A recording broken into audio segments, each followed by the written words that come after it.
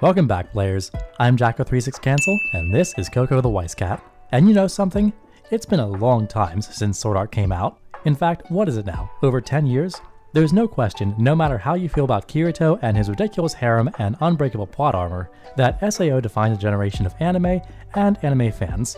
If I had a penny for every dude at an anime convention walking around with a wooden Kirito sword replica, I could go the entire weekend without paying a cent out of pocket. Seriously, you can walk into the dealer room of any con nowadays wearing your street clothes and come out in full Kirito cosplay. But all jokes at the expense of Kirito fans aside, Sword Art Online has had its 10th anniversary come and gone for both the light novels and the anime, and there are Weiss Schwarz sets in Japan to commemorate both. And in April of 2023, English is going to get the 10th anniversary anime set released. So without further ado, let's talk about what it looks like. First off, unlike all the other SAO sets you know and love, or hate, 10th Anniversary doesn't focus on a particular arc or season. All the characters from everything from Alicization to Ordinal Scale are present, meaning that Alice, Yuki, Yuna, Mito, Yui, Argo, Silica, Sinon, Lifa, Lisbeth, and of course, Asuna are all featured, and even had cards featuring outfits and loadouts from Aincrad to Gungale. While this seems like it would make the set pretty inclusive and meld right into the SAO decks that we know, all these characters carry a new trait, 10th Anniversary, and of course, most of the combos and keywords in this new set keyword to 10th Anniversary. Now, many of them also specify traits that are specific to the era of SAO that the card is calling back to, because this set has traits for all of that as well. For example, in addition to being a 10th Anniversary character, all of Alice's cards also had the Fluctlight trait. Asuna, being from every arc under the sun, has cards with a progressive, Fluctlight, and of course old avatar, net, and weapon traits that also exist in the SAO Weiss Schwarz world. Obviously, stuff with Fluctlight, avatar, and net can be mixed nicely in with a lot of the old SAO stuff depending on whether or not it's Alice. But some characters only have the Anniversary trait alongside their arc trait. To be honest, it's kind of a mess when it comes to backwards compatibility. And that said, no one needs to go out and buy expensive, hard-to-find playsets of old SAO cards if they want to play with this new set. This 10th Anniversary set offers a myriad of strong combos and packages that do just fine on their own, and we'll get into all that, trust me. But before we do, let's briefly discuss one aspect that I'm sure has been on everyone's mind, the shinies. So in a turn of very good fortune, this will be the first SAO set in a while to feature signatures instead of samps, and everyone gets one. All the girls, as well as Kirito and Yu-Gi-Oh, have SPs. Further, the set features 2 SEC events, one in yellow and one in blue, and of course a whole host of SR characters and triple rare climaxes, so for all of you collectors and shiny hunters out there, rejoice, because there's a lot of good stuff here. But let's talk about the set. So transitioning into our set breakdown here, what you see immediately is the set has options. First and foremost though, standby is not one of them. However, when it comes to level 1 and level 3 combos, you can pick from just about any strategy you could imagine. Most every heroine has their own combo, and they're all pretty different, from cancel burn to multi-attack, from defensive anti-soul walls to compression hate. That said, waifu focus isn't really a thing here. 10th Anniversary features a lot of different characters from SAO, and no single one of them really has enough cards to make an Anniversary waifu deck out of. That said, every character has the Anniversary trait, so you can mix and match within the set to your heart's content. Further, 10th Anniversary is incredible at hand filtering. The salvaging, top checking, and deck control options that 10th Anniversary offers are almost unparalleled.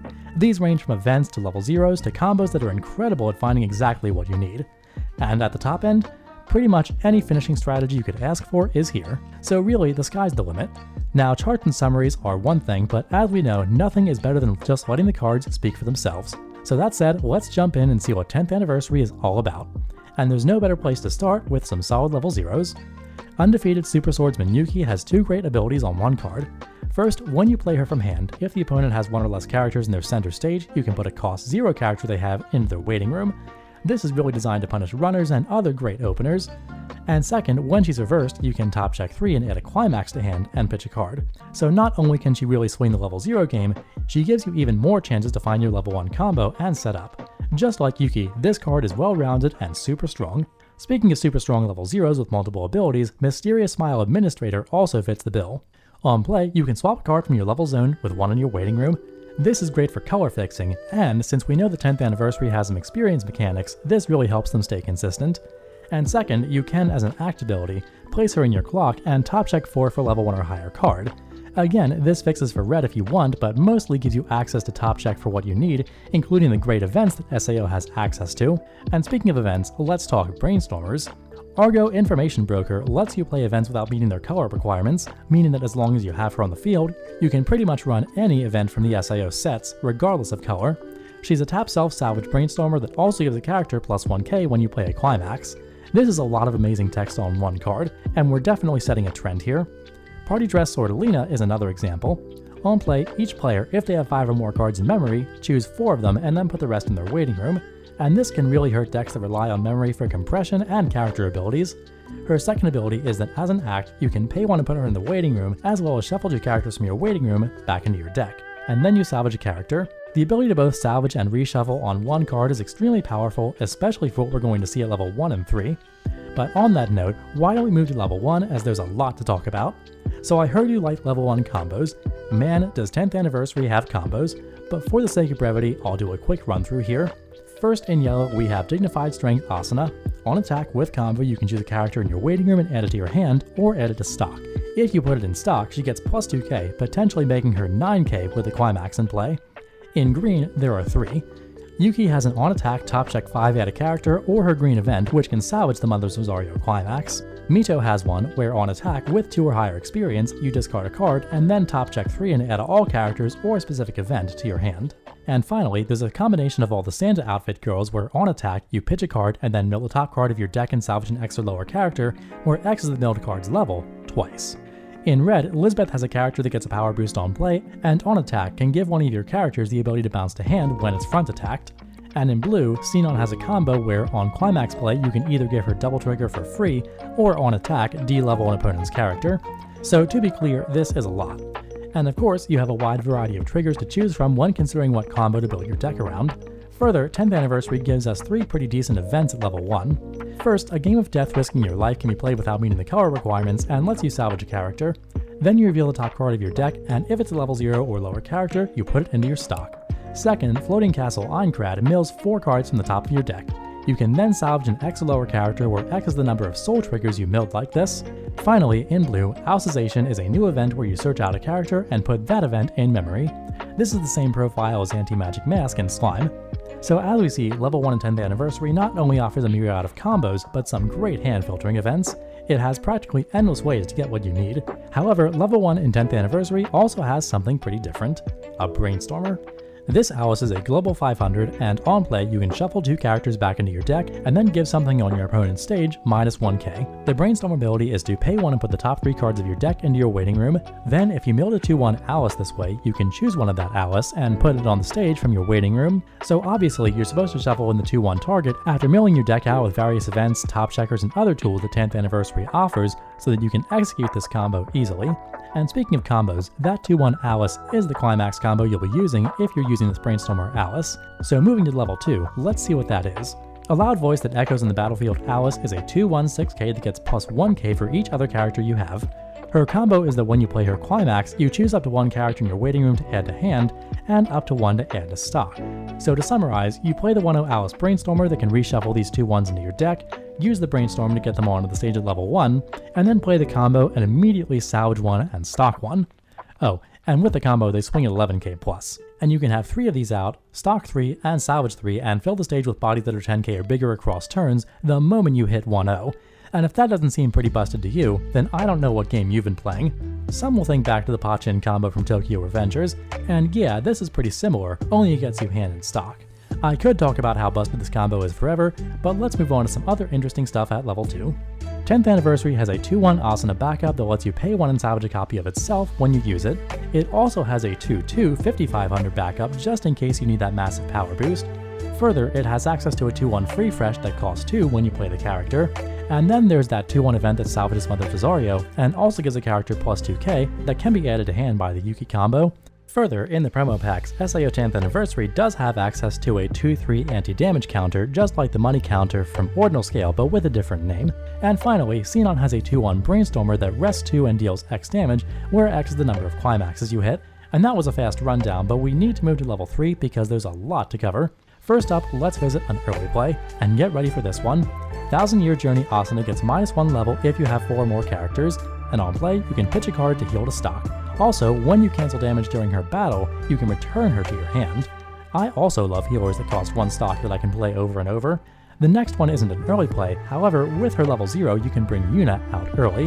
When you play her from hand or from deck, you can pay one and play another copy directly from your deck, and when she attacks with combo, she becomes a -2 soul wall across turns. Considering that you can assemble a field of 3 of these for 3 stock at level 2, this has the potential to really slow down your opponent. And in the utility department, we have Lisbeth. On play, you can pay 1 and either stock swap your opponent, or give all your characters plus 4k until the end of turn. It's strictly better than a lot of the level 3 stock swappers that also offer some fringe utility. But let's talk finishers, because again, there are a lot, and most of the options here are very strong. Let's start with Mito. First, if you play her and have a card with Asuna in its name, you can deal 1 damage. Then, at the end of her attack, if you have the combo and a copy of herself in your level zone, you can pay 2 and pitch 1, and then choose a level 3 Asuna or a level 0 Kirito and switch them. The level 3 Asuna, which you'd likely pair with her, is a global level assist that gives Mito plus 1k power and the ability that your opponent cannot play backups on her. On play, she also lets you play a character from hand for free and gives it plus 2k for the turn, so together they create a pretty cool multi-attack combo. But Asuna and Kirito also have their own finisher on 1 card. On play they heal, and with combo you can pay 3 and pitch 2 on attack. If you do, this card gets the following ability. When damage is cancelled, put the top 11 cards of your deck into your waiting room and then burn 2 X times, where X is the number of climaxes you hit. It's another 11 hit Mother's Azario combo, but it can do a lot of damage. You do have to pay it on attack, which kinda sucks, but it's still pretty threatening. But Kirito also has his own finisher. Divine Power Kirito heals on play, and on attack with combo, if you have the Alicization event in your memory, you mill the top card and burn X plus 1, where X is equal to that card's cost. So it's not quite a Musashi, but it's free, and burns for 1, 2, or 3. However, Kirito has a few other components to his package. If you have this level 0 Yu-Gi-Oh in memory, Kirito gets the ability that when he's front attacked, you can pay 2 and pitch 1 to give the character facing him -2 soul, and he's also a pretty decent 0. If you have this Asuna in play, Kirito can't be chosen by your opponent's effects, and you can pay 1, rest her, and resonate with a Kirito to top check 3. Finally, there's a level 3 Alice in Yu-Gi-Oh that on play lets you sacrifice a character and heal to stock, and they give all your Divine Power Kirito the following ability. At the end of this card's attack, you can pay 4 and pitch 1. If you do, mill 17 cards and burn X where X is climaxes. It's high cost, high damage, and high rolling. But that's the end of the Divine Might Kirito package, and man, you could really just make a deck out of this. Anyway, let's talk about a character that hasn't come up yet, Silica. She has an amazing finisher, where on play you top check X where X is the number of characters your opponents have for any card. And on attack with combo, you pitch 2, burn 2, and then reshuffle 2 cards from your opponent's waiting room into their deck. This may seem subtle at first, but these are very dangerous numbers. It's pretty easy here to reshuffle 6 and burn 2 3 times, which has a lot more killing potential than it first seems, so watch out for that one. However, if you want to be less subtle, you could always play Argo. Rising Expectations Argo has a combo where on attack you can pitch 2 and burn 3. Further, without combo, on cancel you mill the top card and burn X plus 1, where X was that card's level. So to be clear, you have the attack, the burn, and the Musashi effect that can trigger on either. This is 3 different instances of damage that can threaten lethal in 1 card at practically no cost. It's a very threatening closer and a great way to close out this set showcase. So as you can see, 10th Anniversary brings a lot of new powerful cards to the table. At every point in the game, from 0 to close, SAO 10th Anniversary offers power, consistency, and a promise that you'll see these cards across the table very soon. So look forward to this new set, and think hard about how to play into it. Or don't. But hey, if you can't beat them, join them.